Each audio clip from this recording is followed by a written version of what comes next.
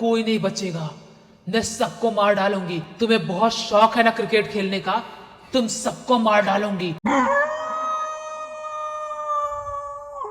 नमस्कार दोस्तों। गर्मियों की छुट्टी आती है तो कैसे हम लोग घूमने फिरने के लिए अपने नाना नानी के घर, दादा दादी के घर जाते हैं। वहाँ पे पूरा गर्मी का टाइम स्पेंड करते हैं। ढेर सारी मेमोरीज बटोर के हम वापस अपने घर पर आते हैं और पूरे साल भर याद रखते हैं। ये मेमोरीज अच्छी होती है, कई बार बुरी भी होती है और कई बार खौफनाक भी हो जाती है, भूतिया होती है। और ये मेमोरीज कई बार इतनी भूतिया हो जाती है कि वो हमारी जिंदगी भर तक चलने वाली कहानियों का रूप ले लेती है। आज भी हम एक ऐसी ही घटना की कहानी लेकर आए हैं जो शुभम नाम के लड़के के साथ गर्मियों की छुट्टी के दौरान उसे गांव में घटी थी। बहुत मजा आएगा सुनकर। आइए जिया की जुबानी पूरी कहानी डिटेल में जानते हैं। ये जो घटना घटी थी सिर्फ शुभम के साथ नहीं घटी थी, उसके कज़न ब्रदर्स जो थे उनके साथ भी घटी थी। इन्होंने कभी सोचा नहीं था कि हम उस जगह पर ऐसे रैंडम चले जाएंगे और वहाँ की पुरानी हिस्ट्री इतनी ख़राब होगी और वहाँ पे ऐसी घटना घट जाएगी। सबसे पहले हमें शुभम के लाइफ के बारे में जानना चाहिए कि ये कहाँ का रहने वाला है, कैसे उस जगह पर पहुँचा। जो शुभम है वो और उसकी पूरी फैमिली, ये लोग हमेशा से हैदराबाद में रहते थे। ये लोग हमेशा से पढ़ाई लिखाई करना और इसके पापा का जॉब सब कुछ हमेशा से हैदराबाद में ही था। लेकिन इनका जो रूट्स है, जो इनकी फैमिली है, ये राजस्थान के एक छोटे से गांव से बिलोंग करती थी। यानी कि जो इसके दादाजी हैं, उसके दादाजी के भाई की फैमिली, इसके बड़े पापा के चाचा की फैमिली, सब लोग राजस्थान के छोटे से गांव में रहा करते थे। लेकिन ये लोग, सिर्फ ये लोग ही हैदराबाद में रहते थे। तो जो शुभम था ना, वो हर साल गर्मियों की छुट्टियों में बहुत एक्साइटेड रहता था कि अपने गांव जाऊंगा। और ऐसा हर साल होता नहीं था। हर साल वो अपने घर वालों से बोलता भी था, तो अपने पापा से बोलता था कि पापा प्लीज़ इन गर्मियों की छुट्टी में चलते हैं ना, गांव में बहुत मज़ा आएगा, अपने कज़न लोगों से मिलूंगा, बहुत मस्ती करूंगा, खेलूंगा, मुझे गांव की लाइफ बहुत पसंद है, चलते हैं ना प्लीज़, चलते हैं ना। तो कभी 2 साल 3 साल में एक बार उसके पापा उसको गाँव लेके जाते थे। तो आज से कुछ साल पहले भी शुभम वापस से अपनी गर्मियों की छुट्टियों में जिद करता है अपने पापा के सामने कि मुझे गांव लेके चलो। बहुत जिद करता है। उस साल उसके पापा के जॉब की छुट्टी मिल नहीं रही थी, लेकिन बहुत जिद करने लगता है। बोलता है नहीं, मुझे जाना ही है। अगर आप नहीं जाओगे तो मुझे छोड़ दो, या किसी को बुला के मुझे उनके साथ भेज दो, या आप मुझे छोड़ के आ जाओ। मुझे गांव जाना है, मुझे नहीं पता, मैं इस गर्मियों की छुट्टियों को ऐसे ही शहर में नहीं बिताऊंगा, मैं अपने गाँव जाना है, मुझे गाँव जाना है। बहुत जिद करता है। तो इसके पापा बोलते हैं ठीक है, मैं छुट्टी लेने की कोशिश करता हूँ और कुछ दिनों के लिए ही मैं चलूँगा, उसके बाद मैं आ जाऊँगा गांव से और तुम लोग अपने मम्मी के साथ वहीं पे कुछ दिन रहना और मैं अपने काम पे वापस लौट आऊँगा। ऐसा ही होता है। शुभम के पापा छुट्टी लेते हैं अपने ऑफिस से और इनके तो स्कूल की छुट्टियाँ थी ही। उसके बाद ये लोग राजस्थान के उस छोटे से गाँव में पहुँच जाते हैं। वहाँ पहुँचते हैं, कुछ दिनों तक इसके पापा वहाँ पे रहते हैं। बहुत गाँव में घूमना फिरना, मस्ती करना, मज़े करना, गांव के जो फूड है, स्ट्रीट फूड, मार्केट में जाना, वहाँ के खाना, वो सारी चीज़ें मस्त कर रहे थे। जो उनके गांव का जो स्पेशल खाना है वो भी इनकी दादी बना रही थी। सारी चीज़ें एकदम एंजॉय कर रहे थे। लाइफ फुल ऑन मस्ती चल रही थी सबकी। एक टाइम ऐसा आता है कि इसके पापा की छुट्टियाँ ख़त्म हो जाती है ऑफिस की, तो वो अपने हैदराबाद लौट जाते हैं अपने काम पे, और गाँव में बचते हैं शुभम, इसके भाई बहन, इसकी मम्मी, ये लोग बचते हैं। उसके बाद शुभम की ना एक रूटीन हो गई थी गांव में कि जो इसके 3 कज़न थे ना, एक मोहित, एक हिमांशु और एक प्रियांक, इन लोगों की ना लाइफ ऐसी थी कि ये लोग रोज शाम के टाइम में इनके गांव के पास एक छोटा सा ग्राउंड था, उस ग्राउंड में क्रिकेट खेलने ज़रूर जाया करते थे। वहाँ पर जाते थे शाम के टाइम में, मस्त 1-2 घंटे क्रिकेट खेलते थे और उसके बाद फिर अपने घर लौट के आते थे, खाना खाते थे, सो जाते थे, मस्ती करते थे, थोड़ा बहुत छतों पे घूमेंगे, यही सब करते थे। ऐसे इनकी लाइफ चल रही थी। एक दिन ऐसे ही शाम के 5:30-6 बजे करीब ये लोग उसी ग्राउंड में क्रिकेट खेल रहे थे। आराम से क्रिकेट खेल रहे थे। खेलते खेलते अचानक से जो अपना शुभम है ना, वो ज़ोर से बॉल मारता है और वो बॉल सामने, ग्राउंड के जस्ट सामने एक पुराना सा घर था, उस घर के अंदर चला जाता है। ये कभी भी उस घर के अंदर नहीं गए थे और ना ही किसी इंसान को वहाँ पे आते जाते देखा था, ना ही किसी को रहते देखा था। और इसको, अपने शुभम को, उस घर के बारे में ज़्यादा कुछ पता था भी नहीं। तो जब वहाँ पे बॉल जाता है तो शुभम बोलता है अरे जाओ लेके आओ, उस घर में बॉल गया हुआ है, मैं तो खेल रहा हूँ ना, मैं बैटिंग कर रहा हूँ, मैं नहीं जाऊँगा। तो उसके कज़न लोग बोलते हैं नहीं नहीं, हम गेम बंद कर देते हैं, हम नहीं खेलेंगे, हम क्रिकेट एक काम करते बंद करते हैं, उस घर में कौन जाएगा बॉल लेने के लिए। शुभम बोलता है क्या हो गया, क्यों उस घर में नहीं जा सकते। तो बाकी कज़न लोग बोलते हैं कि नहीं नहीं नहीं यार, उस घर में नहीं जा सकते, सब लोग मना करते हैं घर वाले लोग, और वो घर अच्छा नहीं है, वो घर शायद भूतिया है, वहाँ पे नहीं जाएंगे। ये बोलते हैं भूतिया है घर, अपन तो इतने से क्रिकेट खेल रहे हैं यहाँ पे, वहाँ पे तो कोई भूत अपन को दिखा ही नहीं उस घर के बाहर या अंदर, या आवाज़ कुछ भी ऐसी नहीं आई, तो कैसे तुम लोग बात कर रहे हो भूतिया है। तो वो लोग बोलते हैं नहीं नहीं भाई, तुझे जो समझना जो मानना है मान, मुझे नहीं पता, लेकिन हम लोग नहीं जाएंगे उस घर के अंदर। शुभम बहुत बोलता है चलो ना यार, मैं चल रहा हूँ ना साथ में, चलो यार। प्रियांक को बोलता है, हिमांशु को, मोहित को, तीनों को फोर्स करता है, और फोर्स करके उस घर के अंदर ये लोग जाते हैं। और जैसे ही उस घर के अंदर एंटर करते हैं, एंटर करते से ही जो गेट, मेन गेट था, वो गेट में सिर्फ कुंडी लगी थी, कुंडी खोलते हैं और अंदर जाते हैं।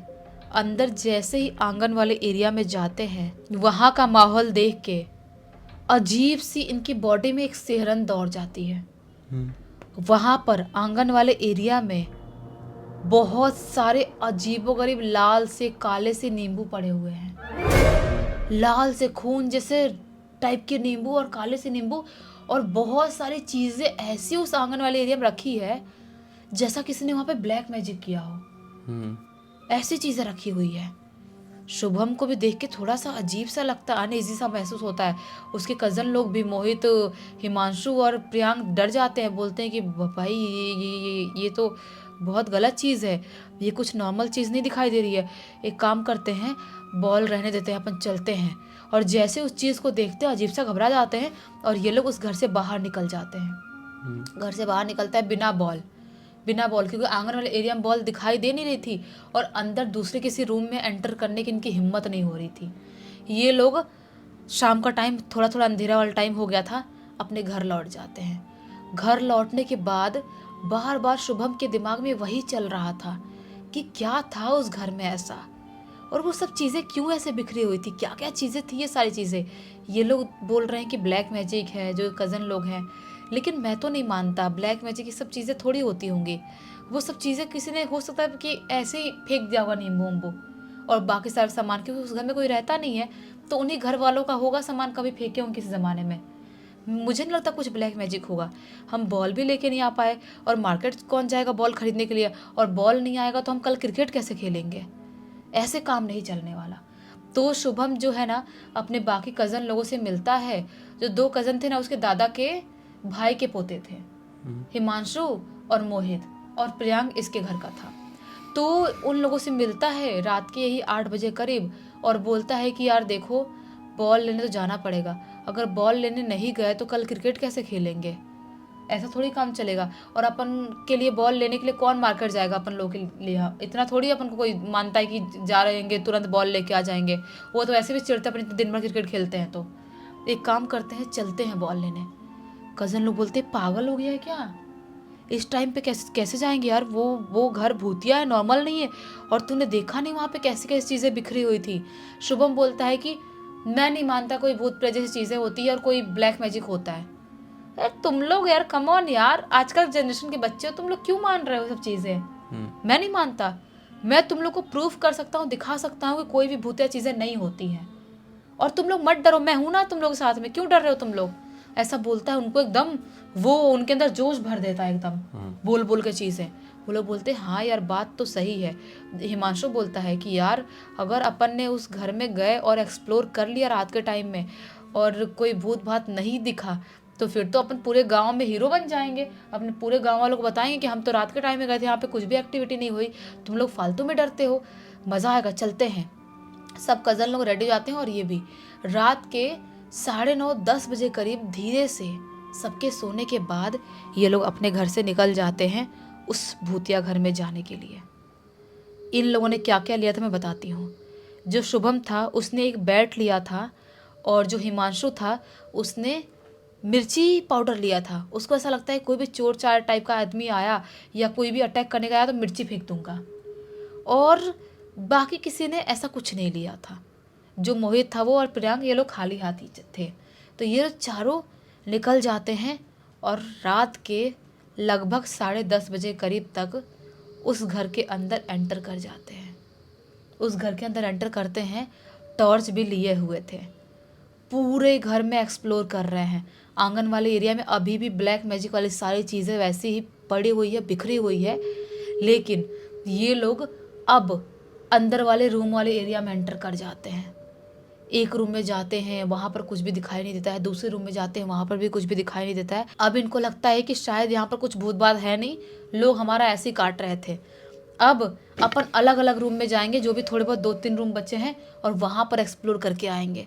जो प्रियांक था वो बोलता है कि मैं उस कॉर्नर वाले रूम में जाता हूँ और तुम लोग अलग अलग रूम में जाओ। सब लोग बिखर जाते हैं, टॉर्च लिए हुए थे, अलग अलग रूम में चले जाते हैं। जैसे ही अभी ये लोग अलग अलग रूम में गए थे, प्रियांक वो कॉर्नर वाले लास्ट वाले रूम में गया था, वैसे ही लास्ट वाले रूम से जोर से प्रियांक के चीखने की आवाज़ सुनाई देती है, एकदम जोर से। ये लोग भागते उस रूम की तरफ जाते हैं।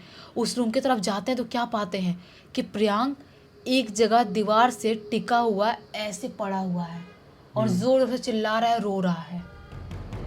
ये लोग बोलते हैं कि क्या हुआ प्रियांक, तू ऐसा रो क्यों रहा है और ऐसे क्यों पड़ा हुआ है तू, तेरी बॉडी अकड़ी हुई क्यों है। प्रियांक बोलता है कि यार मैं अभी अभी इस रूम में एंटर किया और मुझे कुछ अजीब सी गंदी सी स्मेल आ रही थी, और उसके बाद अचानक से मुझे ऐसा महसूस हुआ किसी ने मेरे पीछे मेरे पीठ पे जोर से लात मारा और मैं यहाँ पर दीवार पे टकरा के गिरा। मुझे बहुत ज़ोर ज़ोर से दर्द हो रहा है और मुझे ऐसा लग रहा है कि यहाँ पर कोई ना कोई है। मुझे कुछ तो महसूस हो रहा है, कुछ अजीब सी स्मेल आ रही है। मुझे किसी की तो आवाज़ आई थी यहाँ पर चीखने चिल्लाने की, कुछ तो यहाँ पे गड़बड़ है, हमको यहाँ जल्द से जल्द निकलना चाहिए, ऐसा बोलता है प्रियांक। और उसके बाद ये लोग प्रियांक को उठाने के लिए जाते हैं। प्रियांक उठ नहीं पा रहा है, वो दीवार में ऐसे लग के पड़ा हुआ है और पड़ा ही हुआ है, उठ नहीं पा रहा है। वो जोर जोर से चीखने चिल्लाने लगता है और जैसे ही चीखने चिल्लाने लगता है वैसे ही अचानक से चीखते चीखते प्रियांक की आंख पूरी ऐसे पलट जाती है। चीखते चीखते उसकी पूरी आंख ऐसे पलट गई और उसके बाद वो एक औरत की आवाज़ में बहुत बुरी तरह से चिल्लाते हुए बोलता है मारवाड़ी लैंग्वेज में कि कोई नहीं बचेगा, मैं सबको मार डालूंगी। तुम्हें बहुत शौक है ना क्रिकेट खेलने का, तुम सबको मार डालूंगी। ऐसी आवाज में, औरत की आवाज में प्रियांक इतना छोटा सा बच्चा बोलता है। अब ये लोग बहुत बुरी तरह से घबरा जाते हैं।